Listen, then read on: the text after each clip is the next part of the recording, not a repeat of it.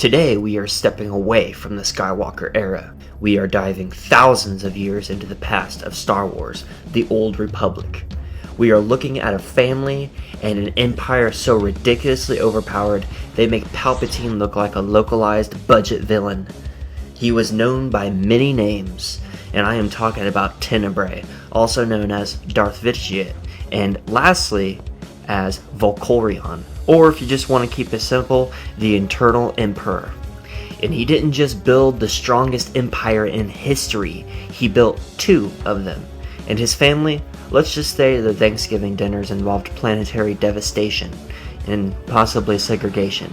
Let's look at how their history ties directly into why they are the absolute strongest to ever exist.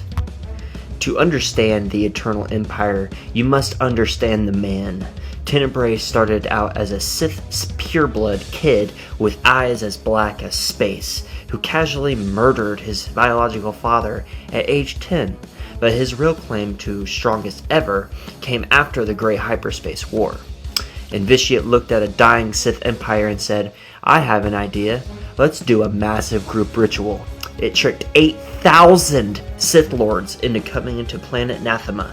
Then he performed a dark side ritual that wiped out all life on the planet, and he then consumed their life force, absorbed the planet's energy, and achieved true, pure immortality, something Palpatine never truly did, and all of his clones were just unstable and couldn't handle his nature. This history is crucial, and Vitiate wasn't just a powerful Force user, he became a literal Force entity, a god of sorts. And he took the remaining Sith survivors, hid in deep space on Drummond Kaas, and spent over 1,000 years building a massive, unstoppable new Sith empire.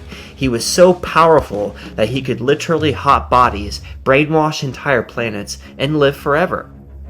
But apparently ruling one galaxy, conquering Sith empires, as well as living in hiding for 1,000 years, it got extremely boring.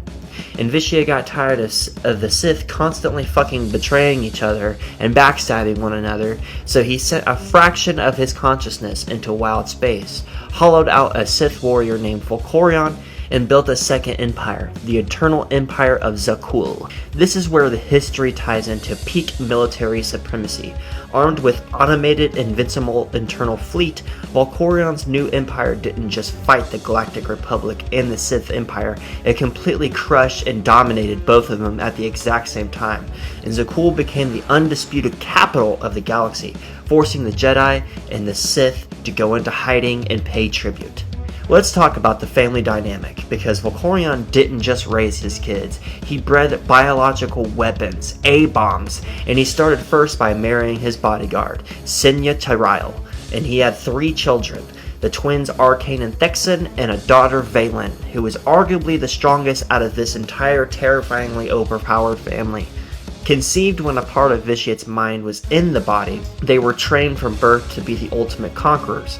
And Arcane eventually led the armies that brought the core worlds to their knees. Vaylin, conceived when Vitiate focused his entire immortal spirit into the body, her raw force power was so terrifyingly strong that Volcorion actually got scared and, sweated in his little boots, locked her away on Nathema to break her mind and cage her power.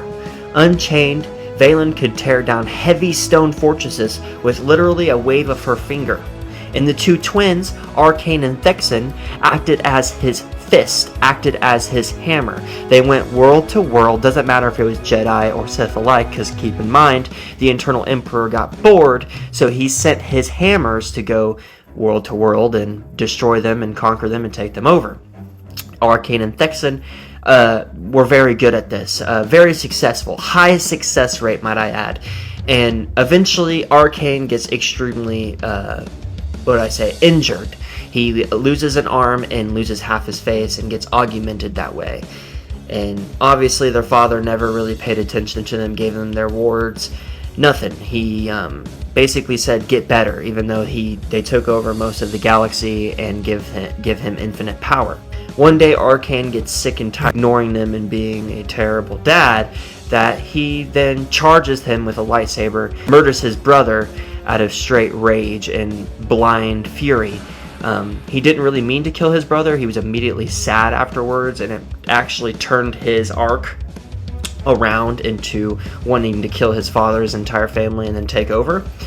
But he ultimately did not mean to kill his twin brother Thexan. It was meant to be his father, but of course Thexan stepped in as the good brother would. So, how does their history tie them into being the strongest? Every other empire in Star Wars relies on a political system, a Death Star, or clone armies. The Eternal Empire relied on the fact that their leader was a walking cataclysm who could survive literal fucking death, and his children had enough raw force potential to flatten armies and take over the galaxy. They were so strong that it literally took the coalition of the galaxy's greatest heroes, the Ghost of Revan, and the combined spirits of everyone Vitiate ever wronged just to erase his consciousness from existence. If Darth Vitiate represents the mystical godlike power of the Old Republic era, today's subject represents the raw bone-crushing military might. We are talking about Darth Malgus. You were trusted to lead the Republic, but you were deceived, as our powers of the dark side have blinded you. He is a giant of a man who didn't just serve the Empire. He literally dragged it to victory on its back. And let's break it down. His history, his short-lived empire, and why it stands out as one of the strongest warriors to ever wield a red lightsaber. Malgus, originally named Veradun, was a prodigy of violence. As a teenager, he killed a Twi'lek servant on his adoptive father's estate just to prove he could. And the Sith Academy on Dromund Kaas immediately scooped him up as he was a protege. What makes Malgus so strong isn't just his connection to the dark side, it is his absolute unwavering devotion to the philosophy of conflict. While other Sith were busy playing politics and backstabbing one another in dark hallways, Malgus was on the front lines. He was truly a brute, and he believed that peace is a lie and that Sith only grow strong enough through constant, brutalized war. His history is a highlight reel of the Republic's worst nightmares. He led the assault to recapture the Sith homeworld of Korriban. He fought the Stalil Shan in a duel so intense it literally changed the landscape around them. He spearheaded the sack of Coruscant, and he walked right into the Jedi Temple, killed the Grand Master, and watched the capital burn without a single thought. Malgus wasn't just a brute, he was a visionary. After Emperor Vitiate seemingly vanished, the Sith Empire started fracturing. They were signing peace treaties and letting racism hold them back. Malgus looked at the Empire's strict anti-alien laws, realized it was holding them back from true galactic domination. So, he did what any rational Sith Lord would do.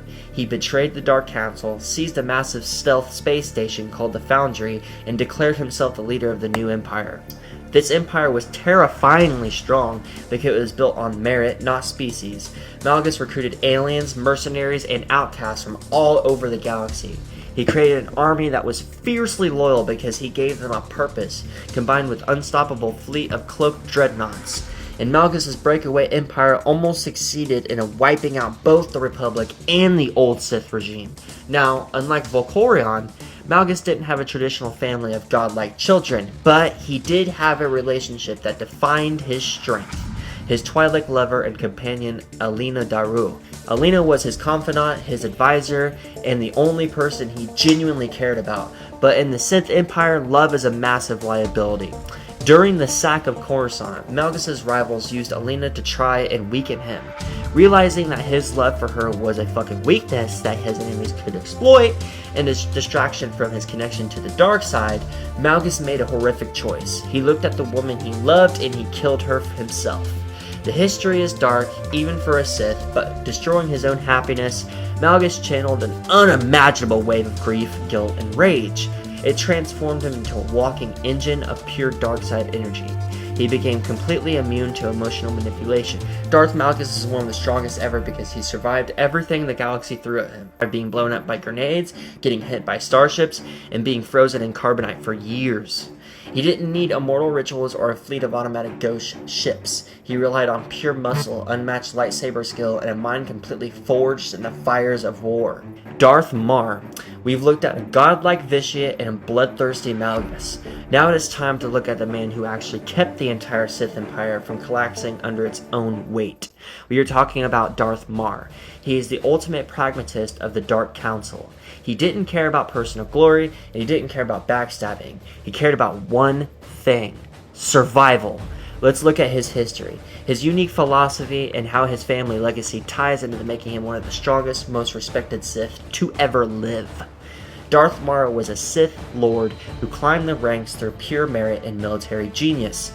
By his early 20s, he secured a seat on the Emperor's Dark Council, leading the sphere of defense of Empire. For 40 years, he held that seat in an empire where the average lifespan of a politician is measured in fucking weeks. That is a miracle from God. Marr's physical strength was legendary, but his willpower was terrifying. He never showed his face. He lived permanently encased in his spiked, intimidating armor. Rumor has it that his body was so deeply corrupted by the dark side that he literally was decaying under the armor, keeping himself alive through sheer hatred and devotion to when the Emperor Vitiate went missing. Marr became the de facto leader of the Sith Empire. When Malgus defected, Marr helped crush the rebellion to save the faction from civil war. And when the Republic pushed deep into the Sith territory, Marr organized the counteroffensive that saved Roman cause. Unlike Vitiate, who wanted to consume the galaxy, or Malgus, who wanted constant war and glory, Marr wanted a functional, lasting state. When he took full control of the Empire, he revolutionized how Sith operated. Marr realized that the Empire's worst enemy wasn't the Republic, it was the Sith themselves. He put a temporary ban on eternal infighting, and he forced the Dark Council to actually work together for once. His leadership was so strong and respected that he even managed to do the impossible. He formed a temporary coalition with the Galactic Republic. When Vitiate returned as a cosmic threat to Elalt life and galaxy, Marr stood in side by side with Grandmaster Stilil Shan. He led a joint fleet into wild space to stop the Mad God. That isn't just military strength, that is unparalleled diplomatic authority, Dooku style. Marr didn't have a traditional family structure. As he sacrificed all personal attachments to be a living weapon for the state. However, his lineage lived on through his secret apprentice and descendant Darth Lacris, who ruled Balmorra with an iron fist.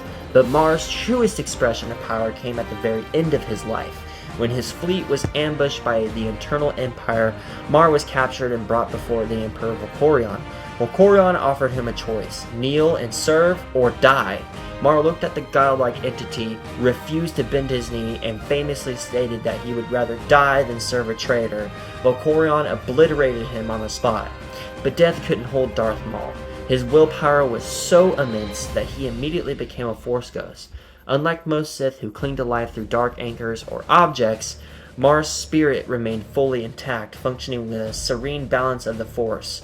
He continued to guide the Alliance commander from beyond the grave to finally bring the Eternal Emperor to justice. Darth Marr is among the strongest because he represents the absolute pinnacle of duty, and he didn't need to conquer the galaxy for his own ego. He was the heavy shield that protected an entire civilization. He was so powerful that even the Jedi respected him, and even death couldn't stop him from finishing his mission. This is a creature that stretches the very definition of a Sith Lord. We've looked at military geniuses and empire builders. Now it is time to look at a walking natural disaster. We are talking about Darth Nihilus. He didn't just build an empire, he became a black hole in the Force that threatened to erase all life from the galaxy. Let's break down his horrific history, his terrifying shadow empire, and why he stands as one of the most uniquely overpowered beings to ever wear a mask. Nihilus wasn't born a monster. He started out as an ordinary man during the Mandalorian Wars.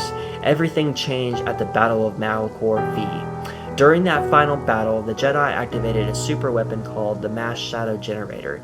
It instantly crushed hundreds of spaceships and thousands of soldiers into the planet's surface. The man who would become Nihilus survived, but the sheer scale of the sudden death left an unimaginable void in his soul. To survive the psychic trauma, his body instinctively began to drain the life force of other survivors. This history is the key to his absolute strength. He didn't learn the dark side through standard textbooks. He became a wound in the Force. His hunger was an addiction. The more life he consumed, the larger his hunger grew, requiring him to feed on larger and larger groups of living things just to stay alive. And Nihilus eventually teamed up with Darth Traya and Darth Sion to form the Sith Triumvirate. They ruled from the shadows of Malachor V, leading a fragmented, terrifying Sith empire that specialized in hunting Jedi. Nihilus's military might was deeply unsettling. He didn't build shipyards or recruit soldiers. He took a damaged Republic capital ship, the Ravager, and pulled it out of the military wreckage of Malachor V. Using pure telekinetic force power, he held the entire shattered starship together with his mind. His crew didn't consist of loyal citizens. He enslaved the minds of everyone aboard his ship, turning them into mindless, shambling meat puppets. His empire was a ghost fleet that slipped through space, leaving nothing but dead worlds in its wake. He was so powerful that he wiped out the entire colony world of Qatar, including an entire conclave of Jedi Masters, by simply speaking a dark-like incarnation from orbit. Nihilus sacrificed his humanity entirely, meaning he had no traditional family or children. His physical body eventually dissolved into pure dark side energy, forcing him to bind his consciousness spirit to an iconic mask and robe. But he did not have one crucial relationship that led to his downfall: his apprentice, Visas Mar. Visas was a Miraluka, a species that sees entirely through the Force. She was the sole survivor of the destruction of Qatar. Nihilus spared her, dragged her aboard the Ravager, and forced her to become his shadow hand. His history directly tied into his defeat. Nihilus shared a profound force bond with Visas. When Mitra Surik, the Jedi exile, confronted Nihilus, Visas turned against her master. Because of their bond, Visas was able to disrupt Nihilus's eternal energy, distracting him long enough for the exile to land a fatal blow. Darth Nihilus is among the strongest because he represents the absolute limit of the dark side's destructive nature. He wasn't a man fighting for an ideology or a throne. He was a cosmic predator. If he hadn't been stopped by the Jedi exile, who uniquely shared his status as a wound in the Force, Nihilus would eventually consumed every living cell in the fucking galaxy until nothing remained but total silence. What does this leave? This leads to the ultimate question.